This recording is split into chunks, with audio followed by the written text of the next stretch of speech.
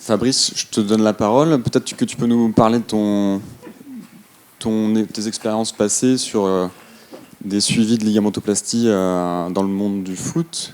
Donc, je rappelle que Fabrice suit le Football Club de Lorient, qui malheureusement, on va pas le rappeler, mais est en Ligue 2. Ça, on l'a digéré. Ce qu'on voudrait, c'est remonter. On sent que c'est pas fait encore. Bon, un petit mot, alors expérience. Enfin, on va pouvoir. J'ai évidemment, malheureusement, on en a eu des croisés au club. Juste par rapport à ce qui a été dit, peut-être un petit peu.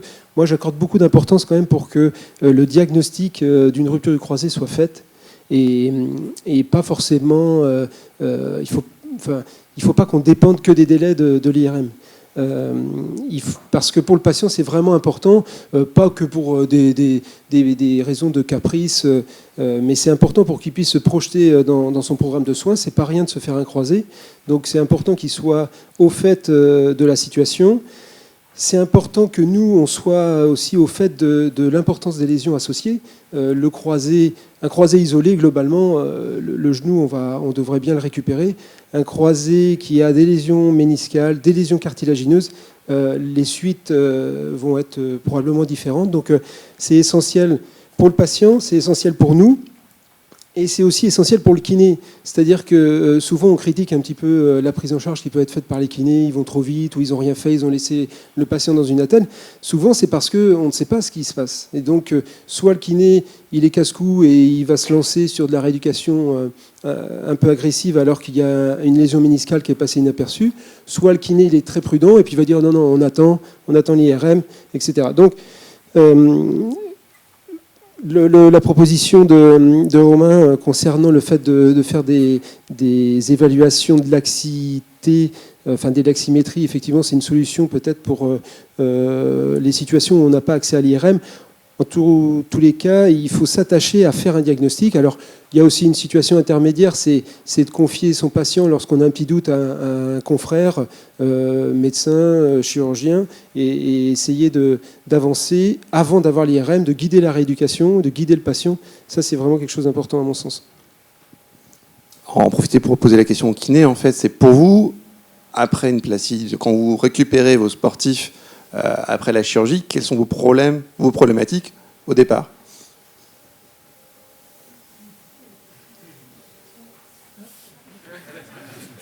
Je ne suis pas très à l'aise avec le micro. Je pense que la récupération de la flexion est une grosse part douloureuse quand même. Tous les patients ont eu hyper mal. On a souvent des attelles d'extension qui nous pénalisent au niveau de la flexion. Bon, au BBH, on n'a pas vu beaucoup de rupture de ligaments croisés pour encore. Donc, et ouais, un déficit de flexion quand même. Et une grosse douleur. Voilà.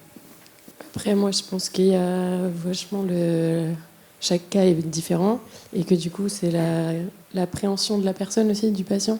Souvent, ils ont une appréhension et du coup, c'est lui qui va avoir peur ou ils attachent beaucoup d'importance à ce que les chirurgiens leur disent et au protocole qui est donné. Et du coup, souvent, moi, je le ressens plus qu'ils attendent un feu vert des médecins pour faire tel ou tel exercice. Qu'en pensent le médecin et le chirurgien ? C'est toujours un peu la même chose, c'est expliquer aux sportifs, expliquer ce que le chirurgien lui a fait. Bon, ça, c'est le job du chirurgien, mais aussi expliquer les situations dans lesquelles on va mettre en danger ce qui a été fait, expliquer les situations dans lesquelles il n'y a aucun danger pour la plastie. Souvent, le chirurgien, nous aussi, on a besoin de savoir, par exemple, quand il y a des sutures méniscales, est-ce que le patient est en décharge, quelle est la rapidité avec laquelle on va pouvoir récupérer les mobilités, etc., pour protéger les sutures. Mais ça, on doit l'expliquer au patient. Il ne faut pas juste lui dire pas d'appui. Il ne faut pas juste lui dire on ne plie pas à plus de 90 avant un mois. Il faut lui dire pourquoi. Parce que les patients, évidemment, lui, il peut penser qu'il va tout démonter s'il appuie et il va s'imposer une décharge qui n'est pas lieu d'être. Voilà. Donc, c'est de la pédagogie, ça prend du temps. Je pense qu'à partir du moment où on arrive à lever... En fait, parfois, quand on discute avec le patient, on est surpris des doutes, des peurs qu'ils ont. Il faut leur demander, il faut les faire parler, essayer d'échanger avec eux. Oui, alors, moi je fais beaucoup confiance au kiné, peut-être trop des fois. Dans le sens où vous avez la main. C'est-à-dire que nous, le patient, on le voit, on l'opère, on le voit en post-op, on va le recontrôler à 1 mois, mais vous allez le voir 2 fois, 3 fois, 4 fois, 5 fois par semaine. Donc il y a quand même un échange qui va se faire avec le patient qui va être beaucoup plus quotidien que celui du médecin ou du chirurgien qui va le suivre. En tout cas pour le tout venant. Je ne parle pas du très haut niveau, bien sûr, puisqu'il y a 15 mecs autour d'eux en permanence. Et dès qu'il y a un petit hématome, on appelle tout le monde. Je parle pour le tout venant, ce qui est quand même la majorité de notre activité. Sur la rééducation initiale, avant chirurgie, sur une rupture, s'il n'y a pas de lésion associée, l'objectif, c'est quand même de récupérer une vie fonctionnelle rapidement. Et donc, le principal objectif, c'est de quitter progressivement toutes les aides techniques, en fait. Après, ça peut être 15 jours, ça peut être 3 mois, ça dépend des patients, ça dépend de l'anxiété, ça dépend de l'appréhension. Les patients, ils anticipent les choses lorsqu'on leur explique, et d'où l'importance du diagnostic initial. C'est-à-dire qu'il ne faut pas avoir le processus habituel de « j'ai eu un traumatisme du genou, je suis allé aux urgences, on m'a fait une radio, mettez une attelle de Zimmer, revoyez votre médecin, et on verra avec l'IRM ». En fait, c'est la pire des situations. C'est la plus fréquente, et c'est la pire parce que il n'y a pas de diagnostic.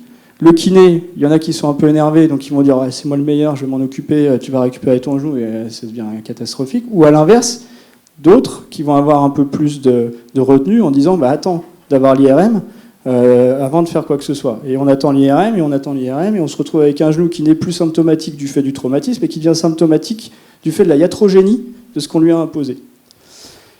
Donc l'aspect fondamental initial, c'est le diagnostic. Quand on a le diagnostic sur un genou aigu, est-ce qu'il y a une rupture du croisé? Premier élément, c'est un Lachman à Rémo. C'est clinique, ça ne sert à rien de faire des examens. Est-ce qu'il y a une laxité périphérique associée en extension en déverrouillage? C'est ça qui va modifier, qui va mettre en alerte. On a une décoaptation en varus, ça peut peut-être modifier un peu la stratégie parce qu'il va peut-être falloir appeler le chirurgien plus rapidement que prévu. Est-ce qu'il y a un flessum non réductible, donc un vrai flessum avec une irréductibilité lorsqu'on détend les ischio-jambiers? Parce que là, c'est peut-être une once de saut méniscale. Il faut rechercher ces 3 critères. C'est assez basique, mais ça permet déjà d'orienter la suite. Si vous n'avez pas de flessum avec un arrêt dur, si vous avez une rupture du croisé avec un arrêt mou au Lachman, et si vous n'avez pas de laxité périphérique, vous êtes déjà assez tranquille sur le diagnostic. C'est une rupture isolée du croisé antérieur. Il y aura peut-être une petite contusion osseuse, il y aura peut-être une petite lésion méniscale associée, il y aura peut-être des petites choses à côté, mais ça ne va pas modifier les choses. Et donc la première phase du traitement à ce moment-là, ça va être de la physio, faire dégonfler le genou, réveiller le quadriceps, retirer cette attelle de Zimmer qui ne sert à rien, et décontracter les ischio-jambiers, puisqu'il y a le flessum dynamique qui va se mettre en place avec des genoux qui ne sont pas fonctionnels par la rétraction postérieure des ischios. C'est la première phase. Et puis après, sur la chirurgie en elle-même, il faut adapter, on l'a vu, en fonction du type de greffe. On ne va pas rééduquer de la même manière en aigu un KJ, enfin un tendon rotulien, par rapport à un ischio-jambier. Et donc, je pense qu'il faut faire confiance aux kinés qui vont avoir la main. Des fois, on opère le même patient, le même jour, la même technique, avec la même équipe et sur la même lésion. On les revoit à 1 mois parce que ça tombe à 1 mois. Et dans la salle d'attente, il y en a un qui a les béquilles, l'attelle, et qui vous dit « Putain, c'est chaud votre truc ». Et puis il y en a un qui dit « Quand est-ce que je reprends le foot ?» Et donc il y a aussi une variabilité interindividuelle sur laquelle le médecin et le chirurgien finalement ont très peu la main. Et où en revanche, vous avez toute votre place en rééducation parce que vous êtes au quotidien avec le patient pour l'aider et le rassurer. Et puis il y a les phases indispensables pour toute reprise sportive. Et c'est tout l'intérêt de la médecine et de la chirurgie du sportif, c'est d'avoir la phase de cicatrisation où là, c'est effectivement le chirurgien qui décide. C'est-à-dire que la phase de cicatrisation, elle est vraiment liée à l'acte chirurgical. On va pas, une petite désunion de cicatrice, on va pas s'énerver sur la flexion. Donc il y a toute cette phase qui va durer de 1 à 3 mois, c'est la phase cicatricielle. Ensuite, on va basculer sur la phase fonctionnelle qui va être en partenariat avec le kiné, le médecin du sport, sur tout l'aspect musculaire autour de la chirurgie et de la plastie ligamentaire, en respectant les phénomènes de ligamentisation dont on ne sait pas trop non plus ce qu'elles donnent. Hein. C'est 3 à 6 mois, mais on n'a pas vraiment d'études. Il faudrait réopérer tout le monde pour faire des biopsies. Donc autant vous dire que ça va être compliqué d'évaluer vraiment les choses. Et puis ensuite, il y a la phase de reprise performance, où là, le préparateur physique, l'entraîneur, On va lui dire, écoute, tous les voyants sont au vert, maintenant ton gars, est-ce qu'il va pouvoir être OP à 7 mois post-op ou à 9 mois post-op parce qu'il a une technique, parce qu'il a une spécificité dans l'activité qui fait qu'il a besoin d'un travail et d'un bagage plus important qu'un autre. Bah ça, c'est sur l'étape performance, et l'étape performance, elle n'est pas médicale, l'étape performance. Et on confond très souvent la reprise précoce, en disant, là, il y a des vidéos qui tournent avec l'excité italien qui fait du foot, là, je ne sais plus comment il s'appelle. Je ne voudrais pas être son chirurgien, il doit passer des nuits blanches, le mec. Il est en train de tirer sur sa greffe comme un dingo, alors ça va passer. Il y en a un qui va passer. Mais dans l'équipe et sur Facebook, on n'aura pas les 10 qui vont se péter, qui vont se détendre, qui vont se faire une rupture avec une lésion méniscale associée, etc. Donc il y a les phases biologiques, et on ne peut pas négocier avec la nature. On peut négocier avec le préparateur physique, avec l'entraîneur, pour revenir sur le terrain, pour être en phase performance, et là c'est du travail. Mais on ne peut pas négocier avec la nature. Et cette phase des 6 premiers mois, elle est capitale sur la protection de la greffe, à mon sens. Mais je ne sais pas quelle est votre expérience sur les différentes greffes. Qu'est-ce que vous préférez rééduquer comme greffe ? Je sais pas. Ouais, peu m'importe. En fait, nous, on reçoit le protocole des chirurgiens. Enfin, sans citer, à Brest, il y en a qui autorisent la reprise du footing à 6 semaines post-op. Et c'est vrai que du coup, parfois, c'est un peu déroutant parce que les patients vous arrivent à 10 jours, là, ils vous disent, bon, ben voilà, dans 4 semaines, je cours. Oui, mais si on n'a pas... voilà, c'est pareil, on leur dit, sauf si le quadriceps, c'est pas bon, les ischios... Et en fait, eux lisent, voilà, reprise possible du footing à 6 semaines, donc ils ont que ça en tête, quoi. Là, de notre côté, c'est un peu déroutant, quoi, d'essayer de leur dire... en règle générale, c'est plutôt non, parce que 6 semaines, c'est quand même un peu court, quoi. Donc, ouais, moi, pas de préférence. Tendon rotulien, Non, peu importe. De toute façon, on fait avec ce qu'on a. Et du coup, après, de difficultés plus avec un ou l'autre, non. Pas vraiment, non. Sur les phénomènes douloureux entre KJ et ischio, pas plus que ça. Qu'est-ce que... Non, je vois pas, non. Plus des quadris peut-être un peu plus rétractés sur des KJ. Du coup, on passe pas mal de temps à détendre, du coup, éviter les tendinites. Et voilà, ce qui peut arriver. Sinon, pas de particularité. Moi, j'ai une petite question pour Romain. En fonction, est-ce que tu as des grosses différences sur tes protocoles de rééducation entre les différentes techniques ? Est-ce que tu t'es fixé un petit peu des cut-off en fait, sur les reprises ? J'ai un gros problème d'évaluation fonctionnelle. Mais vraiment, je pense qu'il faut qu'on arrive à avancer là-dessus. C'est-à-dire qu'aujourd'hui, on est sur des critères chronologiques, sur une échelle de temps. Mais finalement, cette échelle de temps, il y a une grande variabilité interindividuelle. Et j'aimerais bien qu'on arrive à codifier à terme des tests fonctionnels qui permettent de passer à l'étape d'après. En fait. Parce que, en fait, c'est ça, l'idée de dire tu recours à 6 semaines. Oui, il y en a qui vont recourir à 6 semaines, pourquoi pas, mais en fait, le problème dans ces protocoles qui sont très carrés, sur des délais, finalement, il faut s'adapter à la réaction du genou et à l'évolution du genou. Et ça, aujourd'hui, j'arrive pas. On essaye de le faire à l'INSEP, où il y a des mecs, on sent qu'ils sont un peu en avance, donc on essaye de les freiner, d'autres qu'on pousse un peu, parce que quand on voit arriver des flessums à 2-3 mois, on sait très bien qu'il peut pas recourir. Et donc, il faut mettre en route les priorités. Alors, les protocoles de soins, moi, j'ai la chance de bosser avec des rééducateurs, des médecins du sport, et j'avoue être assez... déléguer pas mal de domaines de compétences, en me disant que la chirurgie, c'est compliqué, et j'essaye d'être un bon chirurgien, et que je m'entoure de bons rééducateurs et de bons kinés, comme ça, chacun dans son métier, on arrive à avancer. La seule chose, c'est du bon sens, en fait. C'est de pas surcharger un genou qui est encore inflammatoire, de ne pas tirer trop sur... quand je vois des renforcements en chaîne ouverte, à partir du 3e, 4e semaine sur des ischio-jambiers, ça peut pas marcher. La fibrose, la cicatrisation musculaire, elle n'est pas encore effective et solide, donc on s'expose quand même à des problématiques d'hématomes résiduels ou de claquage, etc. Donc c'est plutôt par rapport à ça. Et puis, je limite surtout le renforcement quadricipital sur les tendons rotuliens dans les 2 à 3 mois qui suivent. C'est-à-dire pas de travail en chaîne ouverte pendant les 3 premiers mois sur les KJ pour éviter d'avoir des tendinopathies rotuliennes. C'est essentiellement la seule consigne. Mais sur le reste, je délègue assez facilement. Mais donc effectivement, tu parlais des évaluations fonctionnelles. Je pense que c'est vraiment l'avenir et c'est là-dessus qu'il faut qu'on progresse.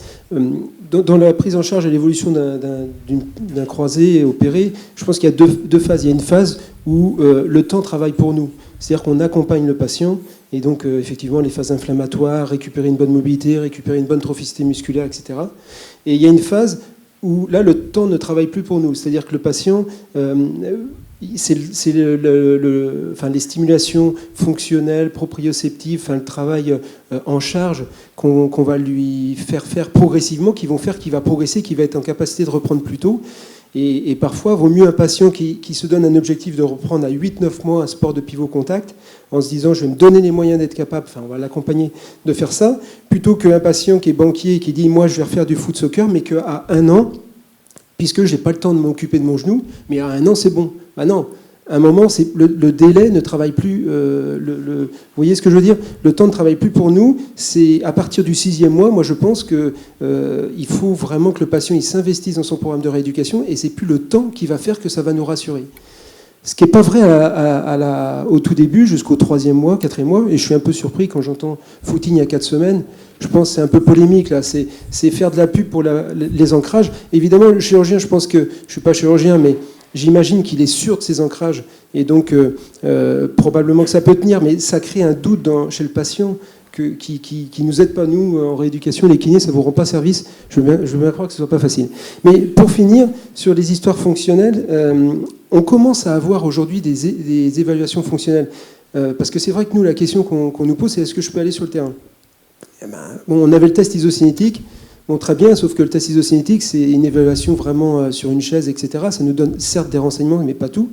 Et les évaluations sont... Alors là, il commence à y avoir des protocoles, il commence à y avoir des évaluations un peu plus structurées, mais qui sont en cours. Et je pense au HOP test, triple HOP test, des tests comme ça qui sont faits en salle, où on évalue la distance que le patient est capable de faire en comparant droite-gauche, ou si on a la chance de lui avoir fait ce test-là pour les sportifs professionnels en début de saison, avoir une évaluation initiale, ça nous permet de voir les capacités fonctionnelles qu'il a récupérées et de nous guider dans la reprise. Donc ça, c'est un peu l'avenir. Ça nous donne des garanties, en plus du test isocinétique. Donc ces tests fonctionnels. Il y a aussi l'évaluation psychologique, c'est-à-dire que l'appréhension du patient. Ça, c'est un sujet un peu tabou, mais je crois que c'est les équipes parisiennes, c'est Bohu, qui avait... Voilà, le RSI qui avait fait valider un test, un questionnaire qui permettait d'avoir une idée un petit peu des appréhensions que pouvait avoir l'athlète dans la reprise de son activité à haute intensité. Parce que ça aussi, c'est des éléments... on voit 2 athlètes dont l'évolution était favorable, la rééducation s'est bien passée, et ils ne vont pas être en capacité de reprendre de la même façon, parfois parce qu'un des 2 a une forte appréhension, a une mémoire des difficultés qu'il a éprouvées face à cette rupture du croisé, et ne va pas être capable de s'engager dans son activité pleinement. Bon, tous ces éléments-là, c'est des éléments dont on doit prendre en compte pour faciliter la reprise au sport. Alors pour rebondir sur ce que tu dis en parlant de tests fonctionnels, je vais solliciter Tanguy, qui est préparateur physique au club. Toi, en pratique, Tanguy, est-ce que tu as des critères spécifiques? Est-ce que tu utilises des tests spécifiques pour te dire oui, cette joueuse, elle peut reprendre tel type d'exercice à quel moment dans ta pratique ou dans l'expérience que tu as eue auparavant dans le foot ou dans le handball? Est-ce que tu as repéré des choses utiles? Pas de grande expérience, parce que dans le hand, on a eu, depuis 4 ans de chez on n'a eu que 2 blessures. Une où il y a une joueuse qui a changé de club, donc on n'a pas fait la rééducation. La deuxième où on a fait la rééducation. Et déjà, je pense qu'il faut être patient. Parce que quand on parle de 6 mois ou de 7 mois, nous, on a mis pratiquement 9 mois à ce qu'elle puisse revenir sur le terrain. Aujourd'hui, c'est bien passé parce que la joueuse arrive en équipe de France maintenant. Donc elle y intègre, ça c'est bien. Mais je pense que c'est la patience. Après les tests, les joueuses, on les connaît forcément bien parce qu'on a déjà fait des tests avant, quand elles sont depuis, donc on peut les contrôler. Alors, j'ai pas très bien compris le test que tu as mis en place, enfin que vous mettiez en place, mais tout ce qui est saut, nous on fait ça aussi, saut une jambe pour comparaison. Donc ce qu'on fait en début de saison, on peut le faire après, et on voit s'il y a une différence ou pas, si elle a retrouvé toute la puissance au niveau des quadriceps ou pas, pour aller plus loin. Et après on travaille peut-être un petit peu, enfin différemment. On travaille déjà sur tout ce qui est prévention. Donc en début de saison, avec c'est les kinés et les médecins qui mettent ça en place. Vous faites un test au niveau de, comment il s'appelle déjà, single leg test, qui nous permet d'avoir un petit peu la différence déjà entre jambe droite et jambe gauche, et savoir s'il y a des déficits qui proviennent plutôt du haut du corps, du bassin, du genou ou de la cheville. Et en fonction de ça, si malheureusement on a une blessure, on peut recomparer ce test-là et orienter vraiment la rééducation. Parce que toutes les rééducations sont différentes. S'il y a une blessure, c'est qu'il y a eu un déficit. Mais entre deux sportifs qui se blessent, le déficit peut être vraiment différent. Donc après, en fonction des discussions qu'on a avec les médecins et kinés, on oriente vraiment la préparation athlétique par rapport au déficit qu'on peut ressentir. Donc voilà, je ne sais pas si j'ai bien répondu. Très bien. Est-ce qu'il y a des questions dans la salle par rapport au post-opératoire, au retour au terrain après un croisé? Ou est-ce que vous avez des expériences personnelles à partager? Tant qu'il réfléchit, j'ai une remarque sur le bilan isocinétique parce que j'ai une anecdote sur l'INSEP, on leur fait les bilans isocinétiques entre 5e et 6e mois. Et puis je discute avec les gamins là, et j'ai beaucoup les judokas, donc j'ai une vingtaine d'années. Ils sont assez volontaires les judokas. Et j'ai découvert avec les kinés qu'en fait ils faisaient plus que du renfort sur isocinétique parce qu'ils avaient compris que quand ils avaient un bon bilan isocinétique, je les remettais sur le tatami. Ces petits cons. Donc c'est pour ça qu'ils étaient champions de bilan isocinétique, mais quand on les faisait sauter, ils ne contrôlaient pas du tout leurs genoux. Et je dis putain, qu'est-ce que vous foutez là? Donc voilà, c'est une petite anecdote. Et il n'y a pas aujourd'hui de test qui donne foi de tout. On peut avoir des bons bilans isocinétiques avec un très mauvais contrôle dynamique. On peut avoir des mauvais bilans isocinétiques avec un bon contrôle dynamique. Et donc c'est probablement un ensemble de choses qui fait qu'on peut prendre la décision de la reprise ou pas. Et pour revenir sur la CLRSI, donc ça a été simplement traduit par l'équipe de Lefebvre-Bohu sur Paris, qui a été traduit ce score en français, donc il est utilisable partout. Et c'est une évaluation psychologique du ressenti du patient sur sa reprise sur le terrain. C'est un score qui avait été développé en Australie avec les rugbyman notamment. Et c'est pas inintéressant, mais là aussi c'est juste un outil, quoi. Parce que ça veut dire que si on pousse le raisonnement, est-ce qu'on fait un ACLRSI avec un score avant l'intervention pour savoir si ce patient, il est psychologiquement prêt ou pas à rentrer dans un processus chirurgical, de rééducation, etc. Enfin, ça ouvre aussi le champ de la réflexion là-dessus, parce que très probablement que la psychologie rentre là-dedans. Et puis, dans les filières de haut niveau, on a aussi le statut de haut niveau, qui est un statut social. Et donc, y en a qui n'ont pas forcément toujours intérêt à aller bien, qui sont un peu en fin de carrière, qui traînent un peu, ils restent sur la filière, on leur paye leurs études l'année suivante parce qu'ils sont blessés, etc. Donc, on est sur un chemin qui est pavé d'embûches, et parfois on trouve des critères qu'on n'avait pas imaginés, en discutant un peu avec les gars. Et je pense qu'au cœur de tout ça, il faut qu'on discute entre nous, entre préparateurs physiques, chirurgiens, médecins, kinés. Je suis assez libre sur les trucs, mais il faut bien savoir qu'au bout du compte, quand une plastie elle pète ou quand ça se passe pas bien, le seul et dernier responsable, c'est le chirurgien. Alors ça paraît très prétentieux, mais c'est comme ça, c'est la vie. Et moi, ça me dérange pas de prendre mes responsabilités si on a fait les choses ensemble avant. Et il n'y a rien de plus énervant que d'avoir un gamin qui arrive en disant « Bah ouais, mon kiné, il m'a dit que je pouvais reprendre le rugby, là, je suis allé sur le terrain, on était à 4 mois parce qu'il trouvait que j'étais bien. » Sans avoir eu d'infos, sans avoir discuté, sans avoir préalablement échangé, etc. Donc je pense que c'est vraiment la cohésion de l'équipe médicale, paramédicale et du staff technique qui permet de remettre l'athlète sur le terrain ou de remettre le patient sur le terrain.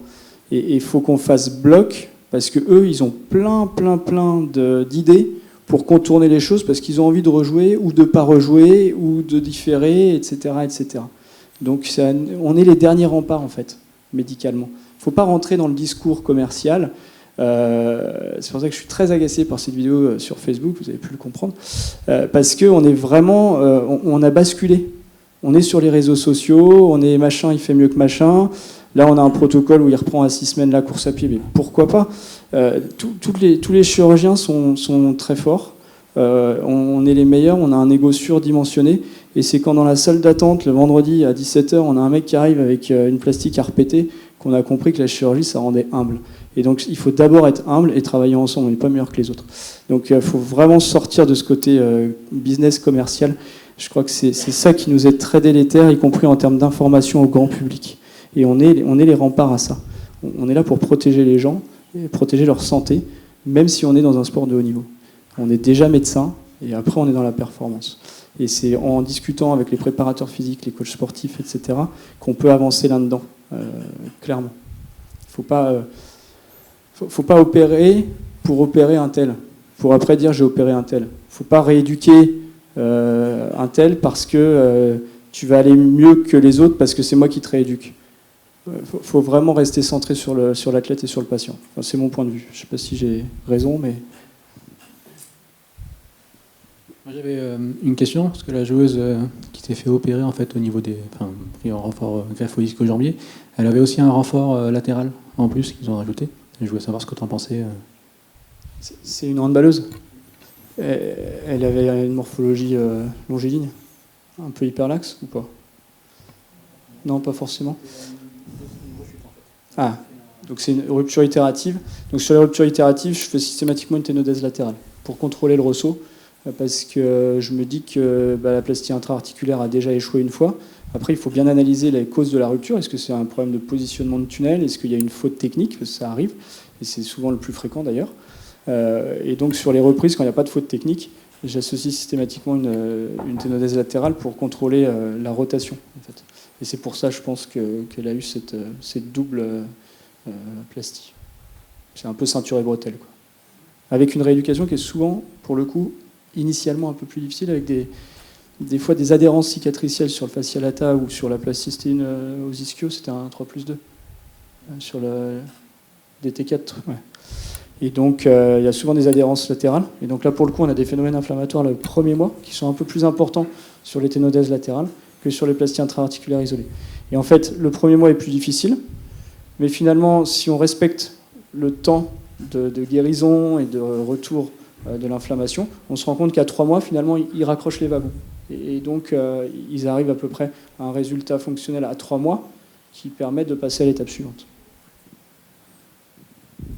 J'ai une question aussi pour toi par rapport au retour externe. Donc, tu disais que la plastie au tendon rotulien avait une meilleure maîtrise en termes de laxité, enfin, de stabilité du genou. Est-ce que lorsque le chirurgien fait une plastie aux ischio-jambiers avec un retour externe, il rejoint un petit peu les performances de la plastie au bas du KJ? J'en sais rien. Je sais pas. En fait, le KJ, ça se détend moins. Ça se détend moins pour 2 raisons. C'est que la structure tendineuse du tendon patellaire est plus rigide que les ischio-jambiers. Ensuite, il y a un ancrage osseux qui fait qu'on a moins de détente sur la fixation dans les tunnels. Après, ce qui est intéressant, c'est que probablement que la ténodèse latérale, qu'elle soit faite au fascia lata ou avec un bout d'ischio plus long, elle va protéger en post-opératoire les phénomènes de détente intraligamentaire de notre greffe intra-articulaire. Donc, je pense que oui, ça peut être tout à fait intéressant. Et de rejoindre les KJ. Et en fait, quand j'ai affaire à un ischio plus une ténodèse latérale, très souvent, en fait, je fais un McFL à l'ancienne, avec un gracilis dedans pour augmenter le volume de ma greffe intra-articulaire, avec un greffon qui fait 8 mm. Donc avec une technique qui a un petit peu évolué par rapport à la technique historique du fascia lata, où on avait juste une petite bandelette intra-articulaire qui était très fine. Là, on le renforce avec un gracilis qui donne de ce fait une perte musculaire sur un gracilis qui est quasi nul, je dirais. On laisse le DT en place. Moi, j'ai une question pour les kinés. Est-ce que lorsque vous rééduquez des sportifs, est-ce qu'il y a des questions qui peuvent vous mettre en difficulté, posées par les sportifs, ou finalement vous n'avez pas la réponse, ou avec peut-être un manque de communication, un retour qui pourrait manquer du médecin, du chirurgien? La question qui revient quasiment tout le temps, c'est quand est-ce que je peux recourir? Quasiment tout le temps. Donc après, moi, j'ai tendance plutôt à, enfin, voir pas au jour le jour, mais voilà, je donne des délais assez vagues pour, ça fonction du patient en fait à chaque fois. Donc du coup, on reste assez vague. Et après, d'autres questions. C'est plutôt quand il y a des soucis ou qu'on a du mal à récupérer une flexion ou une extension, qu'il y a un flexion qui reste. Mais est-ce que je vais récupérer? Enfin voilà, donc on est vachement dans la réassurance et en fait on passe beaucoup de temps à travailler sur le psychologique. En fait, j'ai répondu. Tanguy, toi de ton côté? Au niveau des questions, non, pas vraiment. On arriverait toujours à répondre aux questions. Moi, je pense qu'on a, il y a peut-être deux problèmes également entre sportifs de haut niveau et sportifs, on va dire, de bas niveau. C'est que nous, dans le club, en tout cas, on est bien entouré. Le sportif est entouré de 2 médecins, 4 kinés, on a 2 préparateurs physiques. Donc, tous les jours, on arrive à le suivre. Par contre, c'est des sportifs qui, je pense que par la Sécu, sont entourés du médecin, sont entourés du kiné, et qui après retournent dans des clubs, on va dire, amateurs, où il y a juste l'entraîneur qui doit s'occuper de 20 sportifs ou plus. Et ceux-là, malheureusement, ils n'ont pas le droit ou ils ne peuvent pas avoir une rééducation ou une réalisation optimale. Et je pense que les rechutes, à peu près 20% de rechutes, je crois, dans la littérature qu'on retrouve au niveau des LCA, si je ne me trompe pas, mais c'est plus, à mon avis, ce serait plus pour des sportifs, on va dire, un peu sédentaires ou qui ne sont pas, au loisir, qui ne sont pas accompagnés de préparateurs physiques ou d'entraîneurs spécifiques. Et à mon avis, ça pose problème d'ici. Donc je crois que maintenant les kinés commencent à devenir un peu plus aussi un préparateur physique, on va dire, et accompagnent de mieux en mieux ces patients-là. Mais je pense qu'il faut qu'on les accompagne et qu'on améliore ce type. En fait, faut bien analyser les critères d'échec en fait. Est-ce que c'est, comme on l'a vu, est-ce que c'est des problèmes de reprise fonctionnelle? Est-ce que c'est des problèmes de reprise sportive dans la même activité au même niveau? Est-ce que c'est des problèmes de rupture itérative? Donc c'est pour ça que c'est difficile d'évaluer sur le terme de rechute. Après, il est clair que pour un sportif lambda, la reprise du même sport au même niveau, on avait fait un symposium à la SFTS il y a maintenant 4 ou 5 ans. On a été très surpris parce que finalement, sur des sportifs loisirs, seuls 60% reprennent leur activité physique au même niveau et dans la même activité. Parce que quand on a 20 ans, qu'on est en STAPS et qu'on n'a que ça à foutre d'aller se mettre en salle de sport, de voir son kiné, etc., forcément, on est sur son genou. Et on a l'objectif de reprendre quand on a 40, 45 ans, qu'on a des enfants, une activité professionnelle et qu'il y a l'employeur qui commence à dire « Écoute, t'es gentil, ta séance de kiné, là, à midi, ce serait bien que tu n'en aies qu'une par semaine. » Et nécessairement, on a c'est ce qu'on disait tout à l'heure, le temps ne joue plus pour nous à partir d'un certain délai.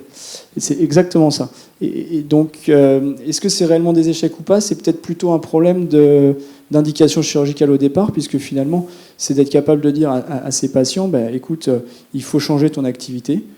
Tu ne pourras probablement pas reprendre des activités en pivot. Est-ce que tu es prêt à t'investir dans une chirurgie qui va t'emmener sur 9 à 12 mois de rééducation ou de remise au sport, etc., et d'investissement sur ton genou? Est-ce que tu es prêt à le faire pour reprendre tes 15 jours de ski par an? En fait, la discussion elle est plutôt sur l'indication chirurgicale initiale, du coup, pour l'analyse de ces échecs, entre guillemets, sur la reprise du sport. Après, sur les ruptures itératives, c'est très variable. La principale cause de rupture itérative dans la première année, c'est la faute technique. Et la deuxième, c'est une reprise trop précoce, sans respecter les délais de reprise. Sur les ruptures itératives à distance, elle est plus importante chez les sujets jeunes de moins de 20 ans et de sexe féminin. Parce qu'il y a probablement une susceptibilité d'hyperlaxité ligamentaire. Et surtout, ce que je leur dis, quand on joue à FIFA sur la PlayStation, on a moins de risque de se repéter son croisé opéré que quand on est remonté sur le terrain en futsal, même 2-3 ans après, à faire 2 entraînements par semaine et se faire un petit match le week-end. Donc il y a aussi la notion de prise de risque. Et donc est-ce que c'est réellement un échec ou est-ce que c'est simplement un nouveau traumatisme? On ne fait pas mieux que la nature. Le croisé antérieur, quand on le reconstruit, il va être plus solide qu'avant ou pas? Non. Enfin, il va être différent. Il va tenir ton genou, mais on fait pas mieux que la nature. Il n'est pas plus ou moins solide, il permet de stabiliser le genou, mais ça ne protège pas d'un nouveau traumatisme. Donc l'analyse des échecs, elle est intéressante, mais c'est pareil, on pourrait faire une demi-journée dessus. Et puis pour ces histoires d'échecs, moi j'avais vu une étude passer, parce qu'il y a toujours il y a eu cette course qui s'est peut-être un peu calmée, mais de faire revenir les sportifs, au moins les sportifs de haut niveau, le plus rapidement possible. Lorsqu'on fait revenir un sportif de haut niveau très très bien, qui reprend son sport avant 5 mois, je crois qu'on augmente considérablement le risque de rupture. Et donc ça a calmé un petit peu tout le monde. Notamment, il y avait les techniques TLS avec des systèmes d'ancrage qui permettaient soi-disant de reprendre très vite. Finalement, les délais, on prend notre temps. Et je pense aussi qu'il y a de la désinformation du grand public parce que, comme on le dit, ils voient dans la presse, tel sportif a pu reprendre à 5 mois et donc tout le monde se dit moi je vais faire la même chose. Mais en fait, même chez les sportifs de haut niveau, c'est pas ça les délais. Je crois que les études de l'UEFA, les études de la SFTS, je crois que Cap-Breton aussi a fait des études un peu sur leurs sportifs. Et même les sportifs de bon ou haut ou très haut niveau, on est au-delà de 6 mois. Pardon, au-delà de 6 mois largement, parfois 8, parfois 9 mois. Il faut vraiment expliquer ça au patient lambda qui, lui, il veut reprendre vite, mais en plus, il ne va pas pouvoir se consacrer pleinement à sa rééducation. Il a son job, il a d'autres contraintes familiales. Voilà. Pour le footing, moi, je pense, déjà, le footing, il faut s'abriter derrière, enfin, pas s'abriter, mais c'est le chirurgien qui va revoir son patient. Et normalement, c'est plutôt au chirurgien, alors avec le kiné, et puis peut-être avec nous, mais. Alors c'est vrai, quand il vous dit 4 semaines, il peut courir, il ne vous aide pas. Mais moi, je pense que 3 mois, voilà, courir avant 3 mois. En plus, quel intérêt? Donc ça, il y a cette deadline de 3 mois. Et après, il n'y a sûrement pas avant 6 mois, je pense, et c'est bien plus, parfois 7, 8, même des sportifs de haut niveau.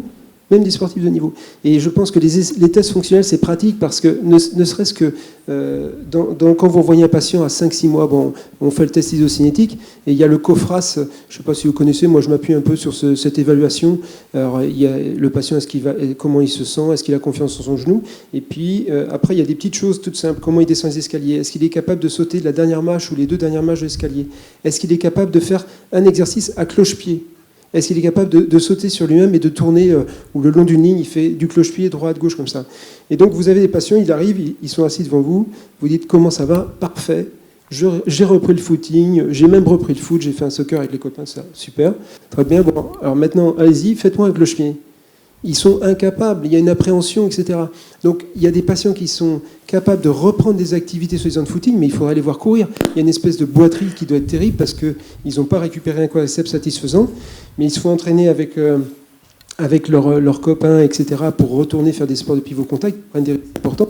Faire un simple cloche-pied, mais où on leur dit mais il faut faire exactement comme le saut du côté sain, ils ne sont pas capables. Et là, ils se rendent vraiment compte qu'ils n'ont pas totalement récupéré. Donc ces tests fonctionnels, ils viennent nous aider, puisque nous, on leur dit, même pour des sportifs de haut niveau, tant que tu n'as pas 90% des capacités fonctionnelles de ton côté sain, voilà, c'est pas possible que tu retournes sur le terrain. Alors, il y a des choses qui peuvent être faites sur le terrain, avec le prépa athlétique, bien sûr, mais Alors là, on parle des sportifs où on a beaucoup de avec les kinés, les prépas athlétiques. Mais pour les patients lambda, de leur montrer dans le cabinet que des tests fonctionnels, ils ne sont pas encore capables de les faire, ça permet de leur faire prendre conscience qu'il faut encore travailler et progresser.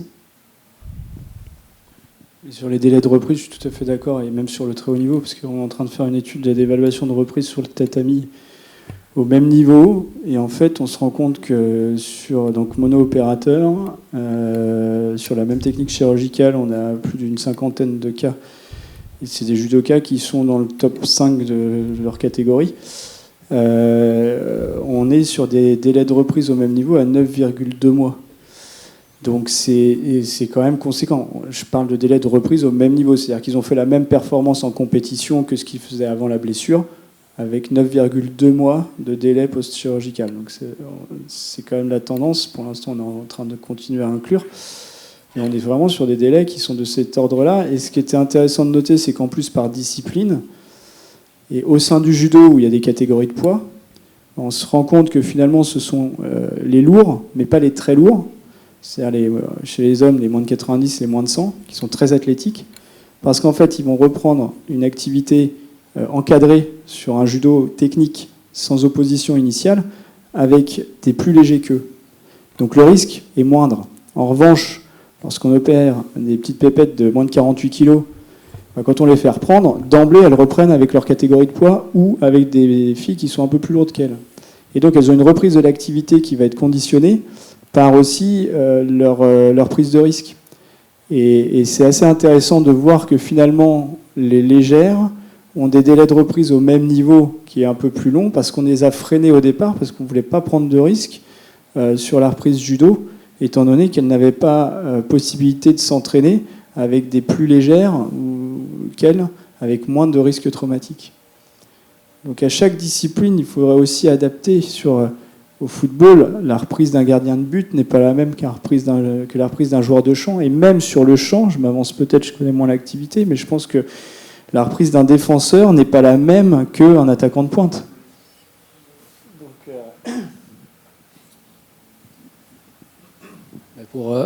Par rapport à la blessure qu'on a vue, la joueuse, juste pour vous dire, nous, on a repris le footing à 3 mois et demi. L'entraînement, il devait être à peu près à 8 mois et demi, et la compétition un mois après, donc compétition officielle, donc on est dans les 9 mois. Et juste après, pour expliquer aussi, je pense que les kinés seront d'accord avec moi, c'est pas parce qu'on a repris la compétition que tout est fini, et tout revient dans l'ordre. Le suivi, après, est très important. Nous, on met en place, avec les médecins et les kinés, on appelle ça des routines, mais quotidiennes. Avant chaque entraînement, elle doit passer 20 minutes sur des exercices pour bien s'échauffer, bien se préparer. Et donc, spécifique à la joueuse, bien sûr. Parce que s'il y a eu blessure, c'est qu'il y a eu un déficit, au moins que ce soit dû à un contact, mais s'il y a eu blessure, c'est qu'il y avait un manque quelque part. Et ces manques, il faut les combler. Donc maintenant, toute sa vie, ou en tout cas toute sa vie de sportive, elle va devoir faire ces routines-là. Donc pour l'instant, ça marche bien, mais voilà, il faut bien analyser la blessure, bien analyser le sport, parce que tous les sports sont différents, et mettre en place ces petites routines quotidiennes qui permettent d'éviter la rechute. Moi, je rebondis un peu sur ce que tu dis, et je suis vraiment d'accord. En fait, nous, les médecins, quand on suit un patient qui a eu un croisé, en fait, pourquoi est-ce que le patient va bien ? Évidemment, la première chose, c'est qu'il a été très bien opéré, toujours. Le chirurgien, c'est très important. Non, mais c'est la première chose, les tunnels, etc. Un chirurgien qui a vraiment la main et qui sait très bien faire. Mais après, c'est surtout la qualité de la prise en charge avec les kinés et les préparateurs physiques. Nous, quand on suit des patients dans des clubs, on s'en rend compte au quotidien. C'est vraiment l'accompagnement qui est fait par les kinés, l'accompagnement qui est fait après par le préparateur et surtout la qualité d'échange. C'est ça notre force en club, c'est qu'on se voit tous les jours, on discute tous les jours, on adapte tous les jours, et comme ça on arrive à avoir un résultat vraiment bien. Et donc ce qu'il faut, c'est réussir à transférer autant que possible ce qu'il faudrait, c'est ça pour nos patients lambda dans nos cabinets, pour les patients qui relèvent d'activités sportives de loisirs. Et ça, il faut essayer de créer un réseau, en fait. Il y a des cabinets de kinés où les kinés sont extrêmement motivés, ils accompagnent leurs patients, ils mettent en place des activités fonctionnelles, voire même peut-être parfois des séances de groupe quand ils ont plusieurs patients qui ont eu un croisé, pour faire des exercices fonctionnels, des exercices de réathlé, et parfois avec un préparateur athlétique. C'est peut-être ça ce qui peut nous permettre d'améliorer le suivi des patients lambda, entre guillemets, c'est le réseau en ville avec des kinés, des préparateurs athlétiques, voir comment tout ça peut s'articuler. Mais encore une fois, c'est l'accompagnement qui va faire que le patient va bien aller à long terme. Mais dans cette idée-là, je suis complètement d'accord que le début de la rééducation, c'est plus de la psychologie pour le kiné qui devient psychologue au tout départ.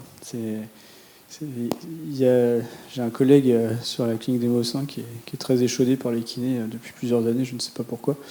Bref, il n'envoie pas ses croisés en rééducation avant le 3e mois post-op. Et c'est parfois surprenant de voir l'évolution des patients, en fait. Donc, parce qu'ils vont bien. Un certain nombre vont bien. On ne parle pas de sport de haut niveau, c'est du sportif loisir. Mais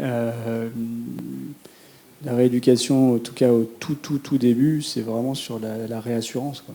C'est là où c'est indispensable, c'est au jour le jour. C'est là où nous, praticiens, cliniciens, médecins ou chirurgiens, on n'est pas bons puisqu'on ne les voit pas assez. Et on ne peut pas les voir plus, mais c'est pour ça qu'il y a un relais et la communication et l'équipe, elle est indispensable pour ça, parce que ça met des alertes aussi. Vous les voyez tous les jours, vous avez des alertes au bon moment. De ne pas attendre le prochain rendez-vous si jamais il y a un truc qui ne va pas dans le bon sens, quoi. C'est plus par rapport à ça que je trouve très intéressant d'avoir les kinés au stade initial, mais plus dans la réassurance. C'est pour ça que sur les protocoles spécifiques, finalement, c'est du bon sens après. Bon, vous l'aurez compris, l'équipe multidisciplinaire bien soudée, c'est indispensable. Et c'est peut-être aussi pour ça que les handballeuses de Brest sont si bien placées cette année, avec un quart de finale en Ligue des Champions en Ligue de Mire début avril. C'est hors sujet, ça. On a une question là qui est peut-être dans le sujet là.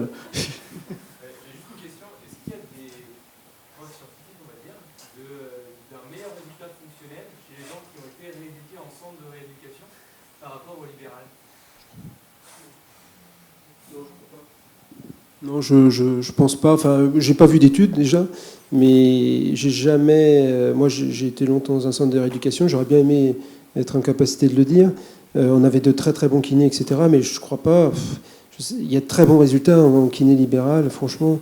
En fait, c'est toujours le même problème. Bon, quand il y a des lésions multiligamentaires, où il y a beaucoup de contraintes, c'est-à-dire le chirurgien, pas d'appui, beaucoup de choses auxquelles il faut faire attention. C'est vrai qu'en centre, peut-être que, et encore que, mais il y a des genoux ligamentaires en libéral. Il y a même des genoux ligamentaires qui n'ont pas de kiné au début et qui vont bien. Ça dépend de l'appréhension du patient, ça dépend de l'importance des lésions, ça dépend de tous ces paramètres-là. Mais non, je ne crois pas qu'on puisse dire qu'en centre de rééducation, on a de meilleurs résultats pour des lésions un peu classiques. Alors, sur les études scientifiques, c'est impossible à évaluer parce qu'il faut avoir des critères et des reproductibilités de critères qui sont très compliqués.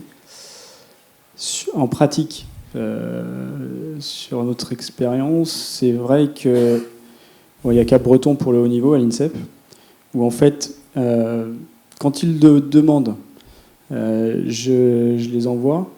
C'est essentiellement pour aussi, on revient au côté psychologique de tout à l'heure, c'est que c'est des gamins qui sont 24 sur 24 à l'INSEP, ils sont souvent internes, ils s'entraînent tous les jours.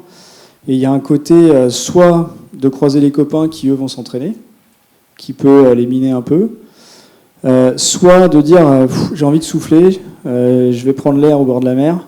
Mais c'est tout aussi important, en fait, dans la prise en charge, je pense. Même si on ne parle plus de spécificité de rééducation, parce que les compétences, on les a. Les compétences de kiné, on les a. Sur place, il n'y a pas besoin d'aller à l'autre bout de la France pour avoir un bon kiné. Ça, c'est l'aspect haut niveau ou très haut niveau. Et puis l'aspect un peu tout venant.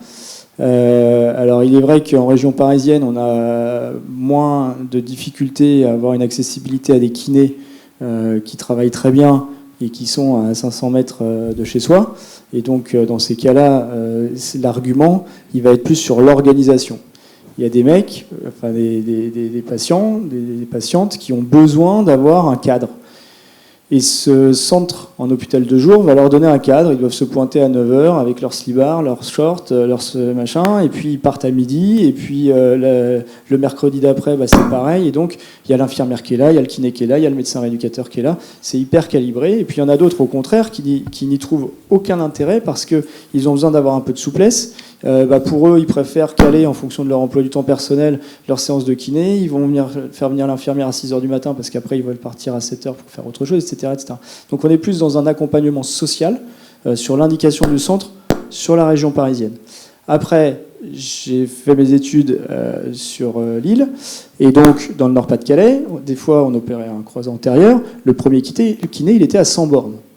Et donc là, c'est par des nécessités sanitaires qu'on va adresser dans un centre de rééducation parce que malheureusement, soit on ne le met pas en kiné et c'est un choix, mais si on choisit de lui faire de la rééducation initiale, on n'a pas d'autre alternative pour qu'il soit pris en charge correctement, qu'il soit dans un centre de rééducation, au moins au départ, le temps de retrouver un peu d'autonomie, parce que sinon, il y a l'accessibilité aux soins qui n'est pas donnée. Donc voilà, mais sur les kinés de centre sont-ils meilleurs que les kinés de ville? Là, je pense qu'il n'y a rien qui est démontré et il n'y a pas de... Voilà. Ouais.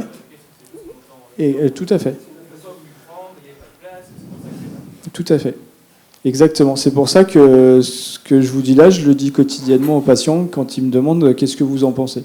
Il faut vraiment avoir, mais sur vraiment la rééducation. Et puis, je suis allé un peu visiter quelques centres et très honnêtement, sur un genou post-op dans le premier mois, le mec qui me raconte qu'il fait 3 heures de kiné le matin, 3 heures de kiné l'après-midi, tous les jours, et que j'y crois pas du tout. La récupération, c'est savoir se reposer aussi. Donc après, il y a tout le décorum, il y a toute la physio autour. On va se papouiller, on va faire des massages, il va y avoir les pierres chaudes, il va y avoir la cryo, il va y avoir le machin tout autour. Je ne dis pas que c'est pas nécessaire. Ça fait probablement partie de l'accompagnement psychologique, mais on ne fait pas de la rééducation au sens strict du terme, 6 heures par jour, encore moins quand on n'est pas sportif de haut niveau avec une préparation physique initiale qui n'est pas faite. Enfin, je ne sais pas.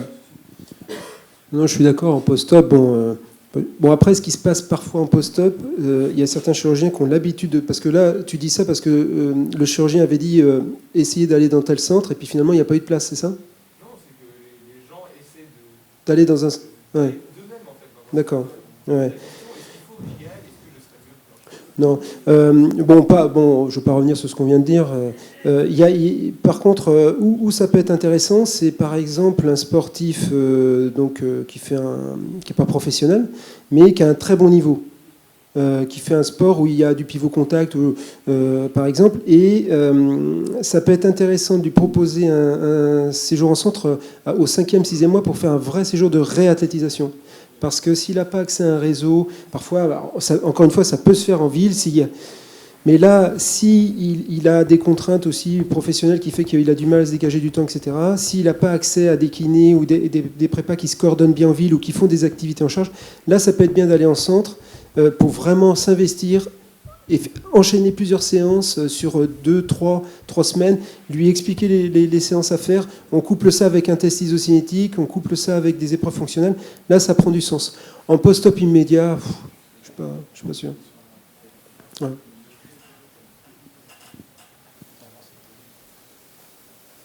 Une question là-haut. Est-ce que l'examen clinique de tiroir, de ressaut, c'est une condition pour la reprise du sport? Est-ce que vous testez, est-ce que c'est quelque chose de pratique et à partir de quand vous utilisez le test? Bah oui, moi c'est la base en fait. C'est vrai que tu as totalement raison. Avant toute reprise, la première chose, c'est comment va le genou. Il faut qu'il soit sec. La cicatrisation, n'en parlons pas, non douloureux, que les mobilités sont complètes ou au moins optimales, et que le genou soit stable. Alors une petite laxité résiduelle peut-être, et le tester très tôt. Hein, on ne peut pas abîmer une plastie de chirurgien avec nos mains. Là, je sais plus, il y avait eu des études de force, etc. Enfin, les contraintes qu'on pouvait imposer à une plastie avec nos mains, comme ça, on va pas abîmer une plastie. Donc voilà, je pense qu'il faut... Et oui, tu as totalement raison, c'est incroyable. Il faut absolument commencer par examiner le genou avant de faire des essais. Oui, c'est indispensable. Alors, on a toujours une petite détente ligamentaire. Ce qui est important, c'est de qualifier l'arrêt dur. Un arrêt dur au Lachman. Et le ressaut, j'attends le 3e mois avant de le tester, à tort ou à raison, je ne sais pas, mais je me laisse au moins 3 mois avant de tenter un ressaut. De toute façon, il y a une grosse appréhension en post-op, donc tester un ressaut en 1 mois, je ne suis pas certain que ça nous oriente beaucoup. Mais oui, le testing ligamentaire, il est indispensable. Et puis les laxités périphériques aussi, même en post-op, pour être certain qu'il n'y ait pas quelque chose qui soit passé un peu à l'as. Voilà. D'autres questions? Ouais. Une question plus pour les kinés préparateurs physiques par rapport au risque. On parle de récidive de la plastie, mais on ne parle pas forcément de récidive de l'autre côté. En fait, il y a des études alors, qui s'expliquent dans l'année qui suit la plastie, de risque de rupture du côté contralatéral. Est-ce que vous travaillez du coup dans la partie de réathlétisation, justement, essayer de renforcer le côté contralatéral, parce que des fois, c'est peut-être un peu de l'autre côté, et finalement, le joueur, il reprend 3-4 mois après, et puis en fait, il se lève de l'autre côté. Je ne sais pas si c'est quelque chose qui est travaillé ou si c'est attention. Ouais, du coup, comme on disait tout à l'heure, à l'entrée des joueuses, on leur fait un bilan complet, donc on analyse bien côté droit, côté gauche, voilà, tout ça. Et du coup, quand ça arrive, pareil, on sait les lacunes, donc elles ont leur routine mise en place, pareil, pour travailler plus le côté droit, le quadri droit, ou l'ischio gauche, ou le mollet, ou l'épaule, enfin voilà. Et du coup, tout ça est pris en compte après. Et pareil, dans les tests isocinétiques, dans le cas des ligaments croisés, on va vous vérifier qu'on retrouve les courbes similaires, ischio et quadri, côté sain et côté atteint. C'est sûr qu'il ne faut pas oublier la jambe saine, parce qu'entre la blessure et l'opération, des fois, il se passe 1 mois, 2 mois ou 3 mois. Donc le sportif ne s'entraîne pas, ne travaille plus. Après l'opération, il y a encore du temps avant de reprendre. Donc il ne faut surtout pas oublier la jambe saine. Il ne faut pas qu'il y ait de mauvaises surprises derrière, quoi.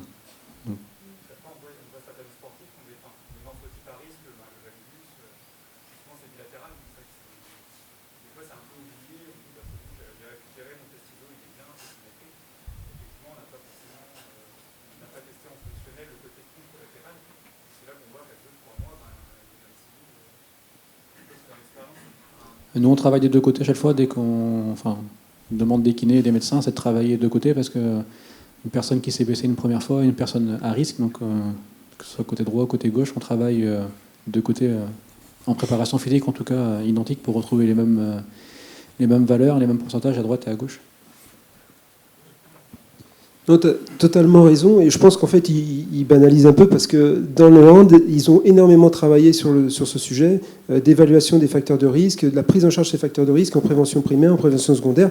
Donc on voit que ça fait partie de leur quotidien. D'ailleurs, ils ont très peu de croisés, mais c'est grâce à ça. Et donc le hand a été, à mon sens, un peu avant-gardiste là-dessus. Dans le foot, ils ont fait un protocole, je ne sais pas si vous connaissez le FIFA 11+, enfin c'est des protocoles de prévention primaire, secondaire, et ça va dans cette idée-là, c'est que il faut s'occuper alors si possible des genoux quand ils n'ont pas été abîmés, en fonction des facteurs de risque, mais même de façon tout venant d'ailleurs, et a fortiori en post-op, risque de rupture, risque de rupture contralatérale, c'est loin d'être anodin, donc c'est essentiel, ça fait partie du programme de rééducation à mettre en place. En fait, la première fédé à avoir fait ça sur l'INSEP, c'était le basket, qui avait beaucoup bossé là-dessus, sur la prévention primaire en l'occurrence, parce qu'ils avaient la section, ils ont toujours la section féminine jeune. Et donc, c'est des filles qui font 1m90, 2 mètres, on dirait Bambi. Elles ont les jambes vers l'intérieur, elles sont en valgus dynamique systématique dès qu'elles se réceptionnent. Et ils avaient diminué drastiquement en prévention primaire, pour le coup, sur un programme pré-saison de renforcement et de réathlétisation, la correction du valgus dynamique chez ces jeunes filles. Et ils ont très nettement diminué la rupture du croisé au basket. Et nous, en tout cas, au BBH, moi je suis préparateur physique, mais l'objectif principal, c'est d'éviter les blessures. Pas forcément d'augmenter les performances, parce que quand elles arrivent, elles sont déjà très fortes. Mais l'objectif principal qu'on a mis en place au club, c'est éviter les blessures. Donc, ce que tu pouvais poser comme question, elle est très intéressante. Et l'objectif, voilà, c'est, on peut dire que je suis un préparateur physique préventif, en fait, quoi. Si Françoise est d'accord avec nous. Bien, on va pouvoir clôturer la matinée. Merci aux participants de la table ronde.